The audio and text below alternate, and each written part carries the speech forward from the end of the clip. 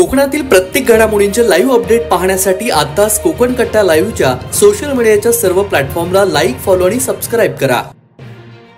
कोल्हापूर, मुंबई पाठोपाठ आता रत्नागिरीत देखील ब्रदर्स ग्रुप महाराष्ट्र या सामाजिक संस्थेनं गरजूंना मदत आणि अपघातग्रस्तांना मदत करण्याचं काम सुरू केलेलं आहे। सोबतच होतकरू विद्यार्थी आहेत त्यांना शिक्षणामध्ये अडचण आणि आर्थिक सहाय्य करण्याचं काम ही संस्था करते। कोल्हापूरमध्ये आलेल्या पुराच्या वेळी जीवनावश्यक वस्तू, अन्नधान्य वाटप या संस्थेने केलेलं आहे। लॉकडाऊन मध्ये लोकांना मास्क वाटप करण्यात आले, सोबतच सॅनिटायझरचा देखील पुरवठा करण्यात आला। असंख्य कामं या संस्थेमार्फत सुरू आहेत। ही संस्था 2016 पासून महाराष्ट्रामध्ये कार्यरत आहे। रत्नागिरी जिल्ह्यातील गुहागर तालुक्यामध्ये नव्यानं नियुक्त करण्यात आलेल्या महिलाध्यक्ष श गुप्ता फैसल ममतुले आणि झोंबडी शाखा युवक अध्यक्ष फरान ममतुले यांच्या मार्फत पूर्ण प्राथमिक मराठी शाळा आणि झोंबडी येथे स्वातंत्र्य दिनाचं औचित्य साधून शैक्षणिक साहित्याचं वाटप करण्यात आलं।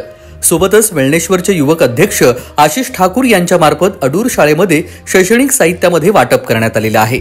यावेळी विद्यार्थी, शिक्षक आणि ग्रामस्थ उपस्थित होते। गुहागर तालुक्यामध्ये विविध सामाजिक उपक्रम राबवून संघटना मजबूत करण्याचा मानस यावेळी श गुप्ता ममतुले यांनी बोलून दाखवला। महाराष्ट्रभर ही संस्था आता गरजूंना मदत करण्याचा मानस त्यांचा असल्याचं त्यांनी म्हटलंय। कोकण कट्टा न्यूज, गुहागर, रत्नागिरी।